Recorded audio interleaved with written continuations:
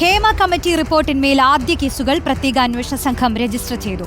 കോട്ടയത്തും കൊല്ലത്തുമാണ് case.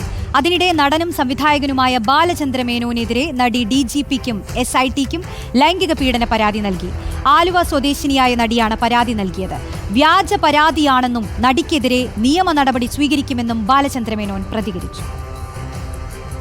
Hema committee റിപ്പോർട്ടിലെ മൊഴികളുടെ അടിസ്ഥാനത്തിലാണ് 2 കേസുകൾ രജിസ്റ്റർ ചെയ്തത്. കോട്ടയം പൊൻകുന്നം പോലീസാണ് ആദ്യ കേസെടുത്തത്. കൊല്ലം സ്വദേശിയായ മേക്കപ്പ് ആർട്ടിസ്റ്റ് മേക്കപ്പ് മാനേജർക്കെതിരെ നൽകിയ മൊഴിയുടെ അടിസ്ഥാനത്തിലാണ് കേസ്. കൊരട്ടി സ്വദേശി സജീവിനെതിരെയാണ് കേസെടുത്തത്. 2014 കേസിനാസ്പദമായ സംഭവമുണ്ടായത്. അപമര്യാദയായി പെരുമാറിയെന്ന് കാണിച്ചായിരുന്നു പരാതി. കൊല്ലം പൂയപ്പള്ളി പോലീസാണ് മറ്റൊരു കേസ് രജിസ്റ്റർ ചെയ്തത്. വാട്സപ്പിലൂടെ അശ്ലീല സന്ദേശം അയച്ച സംഭവത്തിൽ മേക്കപ്പ് ആർട്ടിസ്റ്റിനെതിരെയാണ് കേസെടുത്തത്. അതിജീവിതയുടെ മൊഴിയും രേഖപ്പെടുത്തി.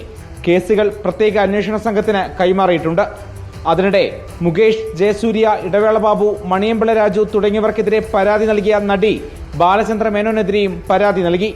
2007 ജനുവരിയിൽ തിരുവനന്തപുരത്തെ ഹോട്ടൽ മുറിയിൽ വെച്ച് ലൈംഗികാതിക്രമം നടത്തിയെന്നാണ് പരാതി. ദേ ഇങ്ങോട്ട് നോക്കി എന്ന സിനിമയുടെ ചിത്രീകരണത്തിനിടെ ഹോട്ടൽ മുറിയിൽ വെച്ച് അതിക്രമം നടത്തിയെന്നാണ് പരാതിയിൽ പറയുന്നത്. നേരത്തെ ആലുവ സ്വദേശിയായ ഈ നടിയും അഭിഭാഷകനും ബ്ലാക്ക്മെയിൽ ചെയ്തു എന്നാരോപിച്ച് ബാലചന്ദ്ര മേനോൻ സംസ്ഥാന പോലീസ് മേധാവിക്കും മുഖ്യമന്ത്രിക്കും പരാതി നൽകിയിരുന്നു.